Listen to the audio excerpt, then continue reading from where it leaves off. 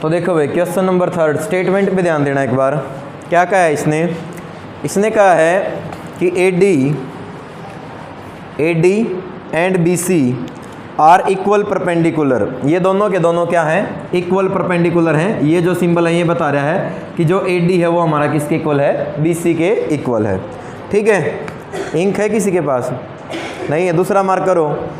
नहीं है, staff room में से लिया जाके एक बार। AD and BC are two equal perpendicular to a line segment AB। Line segment किसके ऊपर हैं? हमारे AB के ऊपर हैं। तो शो दैट, सिद्ध करना हमने CD जो है बाइसेक्ट करता है किसका? AB का। ठीक है, टू प्रूव दैट हमें सिद्ध करना है कि क्या सिद्ध करना है? CD is a bisect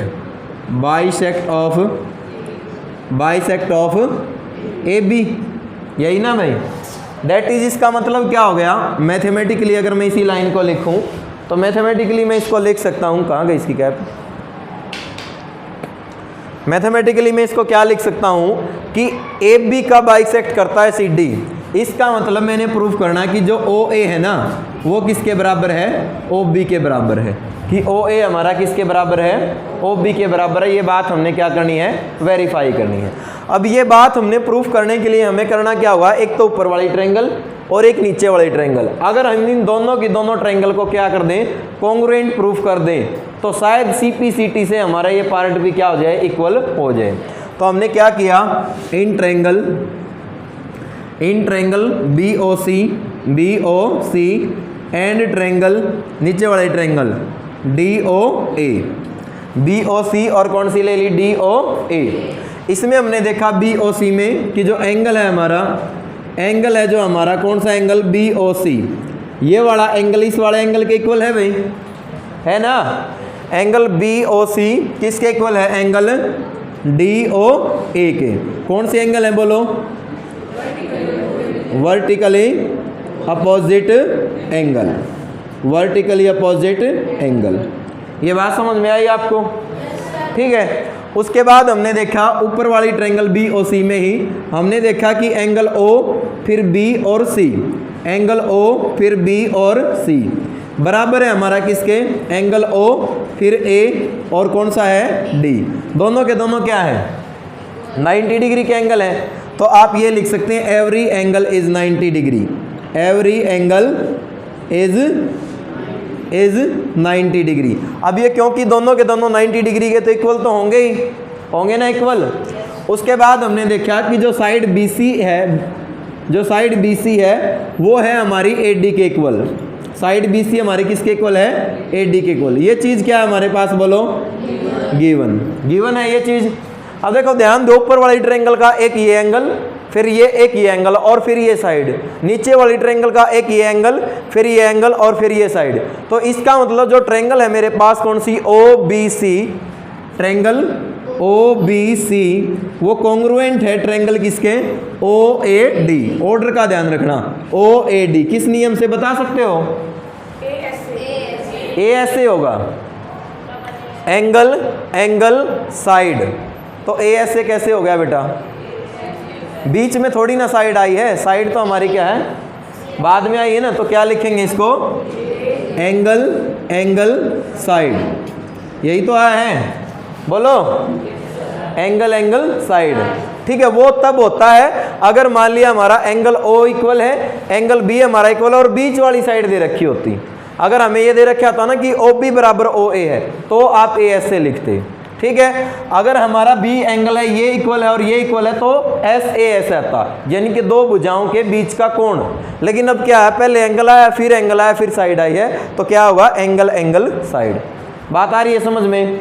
clear है यहाँ तक? ठीक है। अब ये क्योंकि दोनों की दोनों ट्रायंगल हमारी क्या है? एक दूसरे के इक्वल हैं, तो यहाँ से मैं लिख सकता हूँ, क्या लिख सकता हूँ बोलो? कि OB जो है वो किसके इक्वल होगा? OA के इक्वल होगा ना इक्वल। OB किसके इक्वल होगा? OA के इक्वल होगा। किससे होगा? CPCT, corresponding part of congruent triangle. और यही हमने क्या करना था? वेरीफाई करना था। तो क्या लिख दोगे आप? Hence proved. समझ में आया या नहीं आया? बोलो। ठीक है, वो ऐसा भी पूछ सकता था कि BC क्या है हमारा, OB बराबर OA और BC बराबर AD तो दे रखा है, क्या OC और OD ये भी बराबर होंगे, तो ये दोनों भी क्या है हमारे बराबर हैं। लिख सकते हैं ना यहाँ से। इसके अनुसार अगर हम तीनों के तीनों पेयर की बात करें ना बेटा, तो देखो कैसे लिखते हैं। हमने लिखा OB बराबर OA, अगला क्या होगा BC बराबर क्या होगा AD, और फिर होगा हमारा OC किसके बराबर होगा, OD के बराबर होगा। ठीक है, तो इन तीनों में से कोई भी वो एक बात पूछ सकता था, ये उसने ऑलरेडी दे रखी है, तो इससे ये तो पूछने से रहा, तो या तो उसने ये पूछनी थी या ये पूछनी थी। हम दोनों का ही जवाब दे सकते हैं। बात समझ में आई या नहीं आई? ठीक है, अगर रही बात वो एंगल की, एंगल पूछता है तो एंगल हमारा OBC बराबर होगा OAD, OBC बराबर OAD जो कि ऑलरेडी निकल चुका है। उसके बाद एंगल BCO बराबर होगा AD, ओके। उसके बाद हम लिख सकते हैं COB बराबर होगा DOA के। बात आ रही है समझ में? तो आप इस, अगर ये ऑर्डर पेयर आपने ठीक लिखा ट्रायंगल का, तो इसके करस्पॉन्डिंग जो भी साइड हैं उनके एंगल आप इक्वल दिखा सकते हैं, और जो करस्पॉन्डिंग साइड है वो भी क्या होंगी, इक्वल होंगी। समझ में आ गया क्वेश्चन? अगला देखो क्या क्या है इसमें, क्वेश्चन नंबर 4 में इंक डालना भी, इसमें मार्कर ही लिया तुम। चलो, इसने कहा है question number 4, L and M are two parallel line, L and M are two parallel line intersect by another pair of parallel line P and Q। L और M दो पैरेलल लाइन है, वो किसी दूसरे पैरेलल लाइन के pair P और Q को क्या कर रही है, इंटरसेक्ट कर रही है, काट रही हैं, जैसा कि आपको दिखाया गया है। तो इसने कहा कि सिद्ध कीजिए कि जो ABC है, जो ABC है वो क्या होगी, कॉन्ग्रुएंट होगी किसके भाई, CDA के। किसके होगी, CDA के। देखो कैसे लिखेंगे। हमारे पास क्या दे रखा है, क्वेश्चन नंबर 4 की मैं बात कर रहा हूँ, दो पैरेलल लाइन है L और M। क्वेश्चन नंबर कौन सा है, 4। ठीक है, दो लाइन है हमारे पास L और M, जो कि दोनों के दोनों क्या है, एक दूसरे के पैरेलल हैं। ठीक है,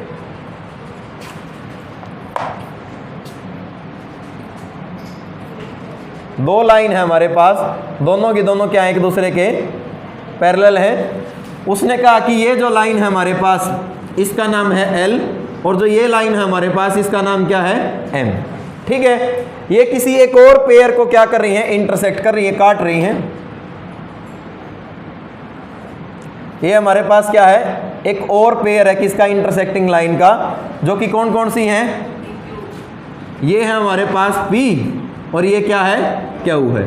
उसने जो है इस पॉइंट को इससे मिला रखा है, ऐसा ही कर रखा है। फिर उसने नाम दिया है इसको ABCD।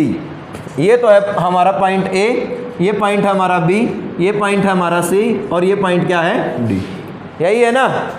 ठीक है, गिवन कंडीशन क्या है इसमें, गिवन दैट दिया है कि, क्या दिया बोलो, जो L है वो पैरेलल है M एंड P जो है वो पैरेलल है किसके, Q के। ये पैरेलल का सिंबल है, पता है ना सभी को? ठीक है, टू प्रूव दैट हमें सिद्ध करना है कि, टू प्रूव दैट हमें सिद्ध करना है कि, क्या सिद्ध करना है कि ट्रायंगल ABC, ट्रायंगल ABC, ये ट्रायंगल का सिंबल होता है, कॉन्ग्रुएंट होगी किस ट्रायंगल के बोलो, ABC। किसके होगी, CDA के। ठीक है, अब देखते हैं भाई इसका प्रूफ हम कैसे करेंगे। देखो ध्यान दीजिए, प्रूफ बहुत सिंपल सी बात है। हमने लिया इन ट्रायंगल, जो ट्रायंगल इन्होंने कहा है उन्हीं को हम लेंगे, triangle ABC and triangle CDA। जो रूल्स हमने पढ़े हैं उन्हीं के अकॉर्डिंग हम चलेंगे। या तो ये ASA से प्रूफ होगा, या SAS से प्रूफ होगा, या एंगल साइड से प्रूफ होगा। यही पढ़ा है अभी तक हमने। ठीक है, तो हमने देखा अगर L जो लाइन है वो M के है पैरेलल, तो AC क्या होगी, ट्रांसवर्सल होगी भाई, ट्रांसवर्सल होगी ना AC। तो हम लिख सकते हैं कि ABC का तो एंगल हो गया हमारा A, ABC का एंगल A, और ACD का एंगल C। ये दोनों के दोनों क्या होंगे, इक्वल होंगे। क्यों होंगे इक्वल होंगे, अल्टरनेट इंटीरियर एंगल। ठीक है, लेकिन किससे, L और M से नहीं भाई, गलत बता गया हम। किससे है ये, P और Q से, P और Q से है ना। क्योंकि अगर मैं बात L और M की करूं तो L और M के अकॉर्डिंग तो ये होना था और इसका ये होना था पूरा, लेकिन है किसके अकॉर्डिंग, ये P और Q के। बात आ रही है समझ में? तो आप लिख सकते हो यहां से क्या कि एंगल बी ए सी इक्वल है एंगल किसके भाई? ए सी डी के। कौन से एंगल है? Alternate interior angle, alternate interior angle, अंतः एकांतर कोण। बात समझ में आई आपको? ठीक है। अब मैंने देखा कि ये वाला एंगल, ये इस साइड वाला एंगल, यानी कि इस पे मैं डबल सिंबल लगा देता हूं, ये हमारा किसके इक्वल होगा? ऊपर वाले के इक्वल होगा। किससे? क्योंकि एल भी तो पैरेलल दे रखी है ना एम के, तो एल अगर हमारी पैरेलल है एम के तो एसी वही पर हमारे पास क्या है? ट्रांसवर्सल है। तो इसका मतलब जो अंदर वाला एंगल है ये और ये एंगल, ये भी कौन से एंगल है? Alternate interior angle. तो मैं लिख सकता हूं क्या? नीचे वाली ट्रायंगल बी ए सी, नीचे वाली ले रखी है ना पहले, तो बी सी ए बराबर होगा किसके? बोलो, सी ए डी। ये भी कौन से एंगल हैं? Alternate interior angle, alternate interior angle. यहां तक बात क्लियर है? ऊपर वाली ट्रायंगल, ये वाली ट्रायंगल और नीचे वाली ट्रायंगल में एक साइड ऐसी है जो दोनों में कॉमन है। कौन सी है? कौन सी है? AC। तो हम लिख सकते हैं यहां से कि AC बराबर है किसके? AC के। दोनों में क्या है? कॉमन। तो इसका नाम लिखेंगे हम क्या? Common side. उपवैनिष्ठ भुजा बेटा हिंदी में बोला जाता है साझी भुजा, क्योंकि वो दोनों ही ट्रायंगल में काम कर रही है। तो इसका मतलब ट्रायंगल, कौन सी ट्रायंगल भाई? ट्रायंगल आई है हमारी कौन सी? A, फिर C ले लेते हैं हम पॉइंट और फिर ले लेते हैं D। तो A, C और D कॉन्ग्रुएंट होगी किस ट्रायंगल के? ट्रायंगल पहले एंगल कौन सा लिया था हमने? पहले एंगल A ही लिया था ना, और फिर हमारा एंगल कौन सा आया था? C आया था। ठीक है। ACD बराबर हो जाएगी किसके? गलत लिख दिया क्या मैंने? A हमारा किसके बराबर था? ठीक है, यहां C से स्टार्ट करेंगे ना इसको, CAD किससे होगी? बोलो, एंगल आया है पहले एंगल है और फिर क्या है? साइड है ना हमारे पास, फिर हमारे पास क्या है? साइड है। तो एंगल साइड एंगल इसी से है भाई। देखो ये एंगल हो गया, फिर ये एंगल हो गया और उनके बीच की क्या है? साइड है। तो कौन सी प्रॉपर्टी होगी? Angle side angle. अब इसको आप देखो, ऑर्डर हमने लिख दिया ACD, आप इसको जो है इस ऑर्डर में भी चेंज कर सकते हैं। गलत लिख दिया क्या मैंने? ACB आएगा भाई, यहाँ पर क्या आएगा? ACB, और यहाँ पर क्या आएगा? CAD। हाँ ये ठीक है। तो इसका ऑर्डर आप ये भी चेंज कर सकते हैं, या ये ऑर्डर हमने लिखा है ये भी गलत नहीं है। बात समझ में आ रही है या नहीं आ रही है? ठीक है। अगर इसको आप लिखना चाहे ना इस ऑर्डर में, तो इस ऑर्डर में भी हम इसको लिख सकते हैं। बस शर्त क्या हो जाएगी? क्या हो जाएगा? ABC, ये क्या हो जाएगा? बोलो, CD और A। जो BC थी उसको CB भी लिख सकते हैं, जो AD थी उसको DA भी लिख सकते हैं। ठीक है, बात तो वही है अभी।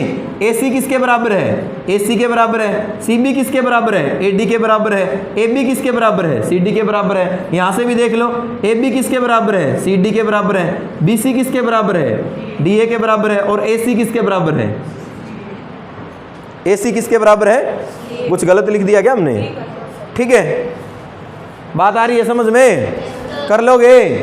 ठीक है। तो इस तरीके से भी हम इसको लिख सकते हैं। आप भले जरूरी नहीं है कि ये लिखें, जो ऑर्डर आपने लिया है ना स्टार्टिंग में, जो एंगल आपने लिया है, जो साइड लेते हैं उसके अकॉर्डिंग आप ट्रायंगल के ऑर्डर को लिख दिया करो, गलत नहीं होगा आपका क्वेश्चन। कर लोगे? तो सारी की सारी चीजें इसी में दे रखी होती है, नया कुछ नहीं होता इनमें। अगला क्वेश्चन देखिए भाई, क्वेश्चन नंबर 5। डस्टर लेके आए थे तुम?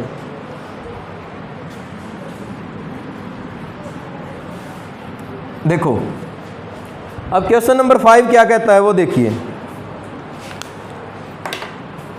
इसने कहा है कि line L is the bisector of angle A। जो लाइन L है ना, वो एंगल A का क्या है? बाइसेक्टर है, उसको दो समान भागों में बांटती है। ठीक है। And B is any point on L, और B हमारे पास L के ऊपर कोई पॉइंट है। BP and BQ are perpendicular from B to the arm of angle A। Angle A की जो आर्म है, जो भुजाएं हैं, उनके ऊपर BP और BQ क्या है? परपेंडिकुलर हैं। जैसा कि आकृति 7.20 आकृति 7.20 में दिखाया गया है। तो शो दैट, सिद्ध कीजिए कि ट्रायंगल ए पी बी, जो ट्रायंगल है हमारी ए पी बी, वो बराबर होगी किसके, ए क्यू बी के। एक बराबर नहीं, सॉरी कॉन्ग्रुएंट होगी। एक तो हमने ये चीज प्रूफ करनी है, एक हमने प्रूफ करना है कि जो बी पी है वो बराबर होगा किसके, बी क्यू के। और B is equidistance from the arm, और बी जो है वो क्या होगा फिर, इक्वी डिस्टेंस। बात तो एक ही है। अगर मान लिया बी पी जो है बी क्यू के बराबर है तो क्या हो जाएगा, B equidistance. Equidistance का मतलब होता है समान दूरी, मतलब आर्म, आर्म कौन सी भाई, जो ए पी है वो और जो ए क्यू है वो, उससे जो बी है हमारा बी पी और बी क्यू यदि इक्वल है तो वो समान दूरी पे है। ठीक है, ये हमने क्या करना है, वेरीफाई करना है। ठीक है, तो देखो ध्यान दो, करोगे कैसे इसको। क्वेश्चन कुछ नहीं है, बिल्कुल आसान सा क्वेश्चन है। हमारे पास क्या है, एक एंगल दे रखा है ए, एक एंगल दे दिया जिसका नाम क्या है, ए है। ठीक है, एक एंगल दे रखा है जिसका नाम क्या है, ए है। ठीक है, ए को एक बाइसेक्ट करती है लाइन जिसका नाम है एल। ए को एक लाइन जो है वो क्या करती है, बाइसेक्ट करती है, और उसका नाम क्या है, एल है। ये है हमारे पास एल, मतलब जितना हमारा ऊपर एंगल है उतना ही एंगल क्या है हमारा नीचे है। बाइसेक्ट का मतलब यही होता है। उसके बाद इस एल के ऊपर एक पॉइंट है जिसका नाम क्या है, जिसका नाम है बी, जिसका नाम क्या है, बी है। बी से हमारा उसने जो है परपेंडिकुलर ड्रा कर रखा है किसके ऊपर भाई, एक तो इसके ऊपर है हमारा परपेंडिकुलर जिसको नाम उसने दिया है पी। ठीक है, और बी से एक परपेंडिकुलर है हमारा इसके ऊपर जिसका नाम वो कह रहा है क्या है, क्यू। ठीक है, तो देखो ध्यान दो, गिवन क्या हमारे पास, गिवन दैट दिया है कि, गिवन दैट दिया है कि क्या दे रखा है, अगर लाइन एंगल ए का बाइसेक्ट करती है तो एक तो ये बात दे रखी है कि एंगल हमारा Q A B, Q A B बराबर दे रखे एंगल किसके, पी ए बी के, पी ए बी के। ये बात क्या हमारे पास गिवन है, क्लियर ये बात। उसके साथ ही इसने ये भी दे रखा है कि जो बी क्यू है, बी क्यू है वो परपेंडिकुलर है हमारा किसके ऊपर, ए क्यू के ऊपर, एंड जो बी पी है हमारा वो परपेंडिकुलर है किसके ऊपर, ए पी के ऊपर। ठीक है, टू प्रूव दैट हमें सिद्ध करना है कि, टू प्रूव दैट हमें सिद्ध करना है कि, क्या सिद्ध करना है बोलो, ट्रायंगल ए पी और बी वो कॉन्ग्रुएंट होगी ट्रायंगल किसके, इक्वल नहीं कॉन्ग्रुएंट होगा बेटा। ये अगर इक्वल दे रखा है तो इसको कॉन्ग्रुएंट कर लेना। क्या होगा बोलो, ए क्यू और बी। एक तो ये बात प्रूफ करनी है, और साथ में ही हमने दूसरा जो पार्ट इसने पूछा है, इसने कहा कि जो बी क्यू है वो बराबर होगा बी पी, या बी पी बराबर क्या होगा, बी क्यू। इसका मतलब क्या हो गया, दैट इज, इसका मतलब हो गया कि B is equidistant, equidistant from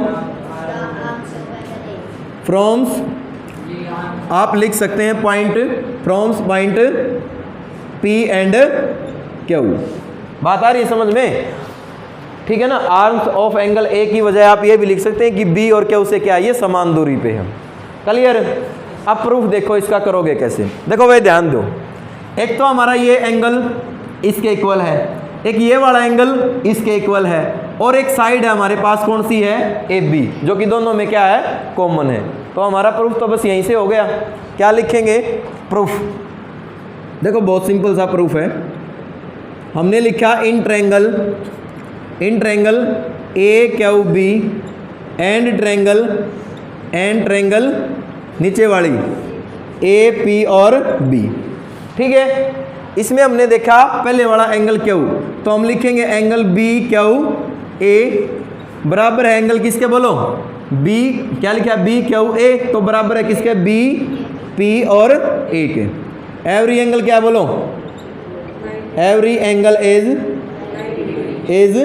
90 degree, प्रत्येक एंगल क्या है, 90 डिग्री का है। उसके बाद हमने देखा ऊपर वाली ट्रायंगल में कि क्यू ए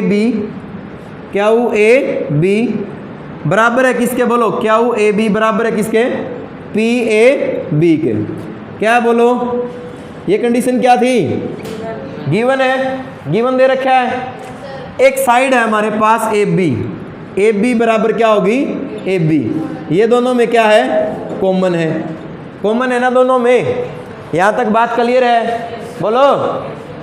तो इसका मतलब देखो ध्यान दो, एंगल, एंगल और फिर क्या आ गई, साइड। इसका मतलब क्या हो गया कि ट्रायंगल हमारी कौन सी भाई, क्यू, पहले क्यू लिया था, फिर लिया है ए, क्यू ए बी, वो क्या है, कॉन्ग्रुएंट है किस ट्रायंगल के, बोलो पी ए बी के।